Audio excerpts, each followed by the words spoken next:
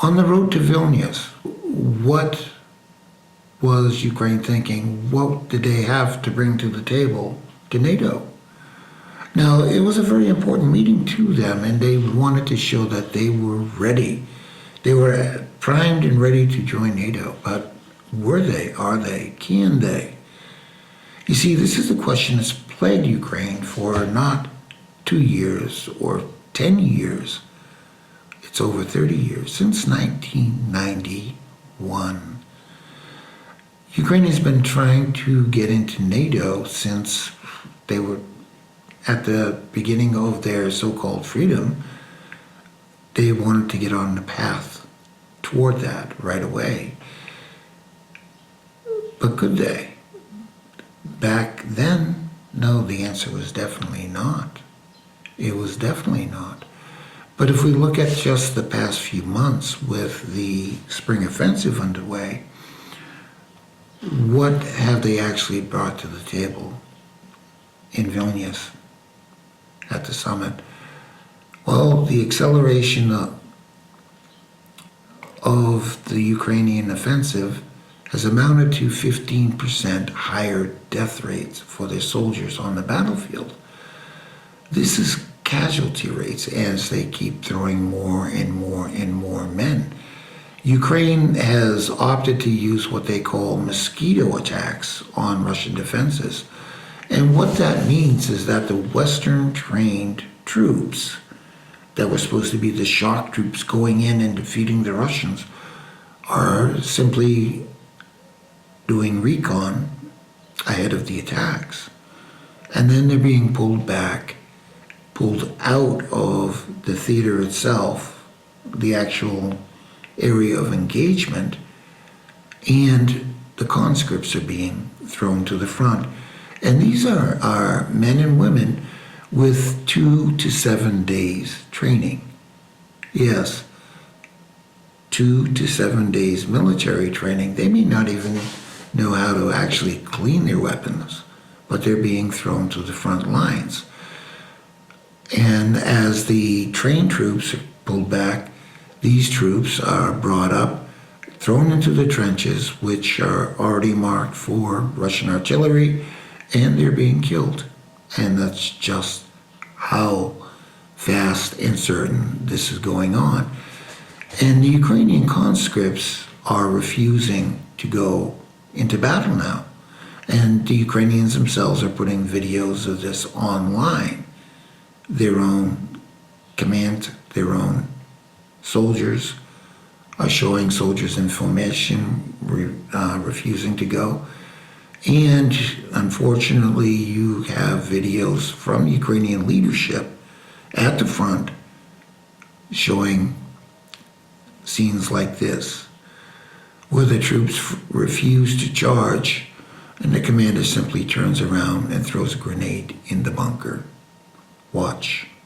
І познімаю вас, блядь. Хто ти такий? Що далі? Що ти? Хлопці, у вас був наказ від Кондора. Який наказ? Тримати позиції, був наказ? Тримали. Настрой. Де ви, блядь, тримали? Там на Свого позиціях Кондора. тримали. Вдвох Настрой так і залишили. здуйте туди. Скільки Ми тільки можна? звідти. Хлопці, я вас повбиваю, блядь. Боже, та що ти Себе побиваєш? побивай, Давай побивай повіримо перший. такого. А, Давай, добре, добре. Шева! Давай гранату. Другу дай. Тераси, блядь. А ну, тримай.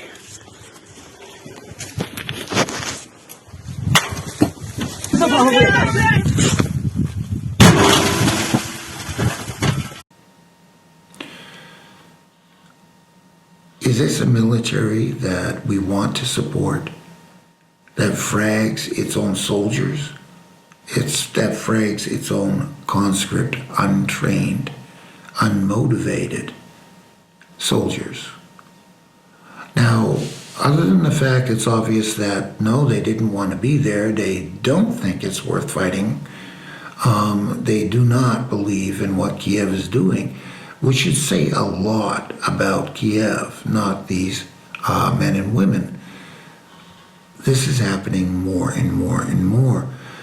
Many of these conscripts are trying to surrender wherever they can, and they're being shot in the back, and videos of that are being put online by the Ukrainians.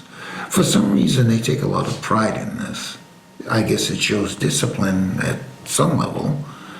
Now, this situation, because this was supposed to be the backbone of the spring offensive as it fell apart, became the springboard to ask for and demand cluster bombs. Now, what's wrong with cluster bombs other than the fact that they can and often are used illegally? And Ukraine has a history of this. And it's gone so far, and this happened so early, that even John McCain, regardless of what you think of him, and quite frankly, John McCain is a warmonger, a nationalist who palled around with World War II criminals like Yaroslav Stetsko, and yes, he did. And quite frankly, it's unfortunate for America and for McCain's legacy. He did that. But it got so bad so early that even in as early as May 2015, when McCain was the chairman of the Senate Committee on the Armed Services, he stated that Ukraine's use of cluster bombs was partially the US's fault. All stop. What? John McCain saying a winning weapon was going too far? Why?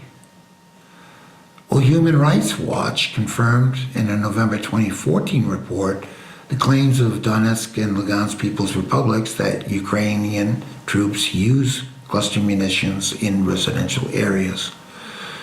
Ukraine has a history of not attacking military positions, but apartments, shopping malls, hospitals. This is what they've been doing. And when you put cluster munitions in their hands, that's what they do.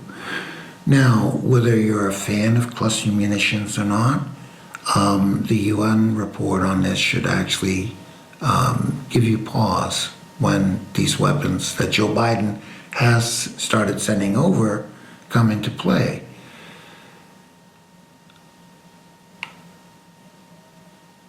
The report said on the human rights situation, the use of cluster bombs in eastern Ukraine is a violation of international humanitarian law and may be considered a war crime.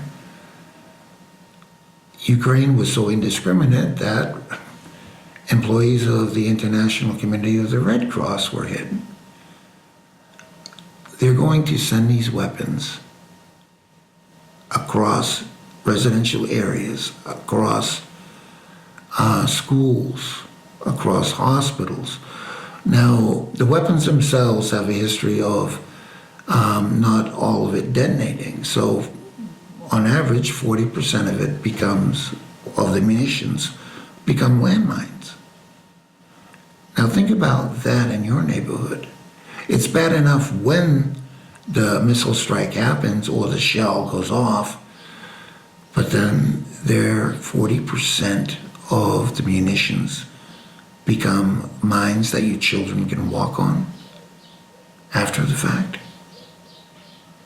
And when you consider that this is not something that, it isn't something that I'm supposing might happen, this is something that Ukraine has a long history of doing. And this brings U.S. culpability under Joe Biden's regime up to the forefront. Does America want to be responsible for its allies' war crimes? Because if you give them the weapons to do it, and you know they're going to do it, legally you're part of it.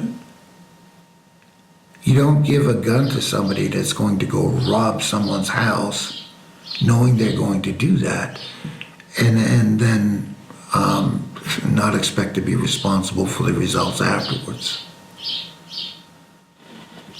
Joe Biden needs to have a leash put on him. Now, I know the old guy really isn't all there at the moment, but this is going too far.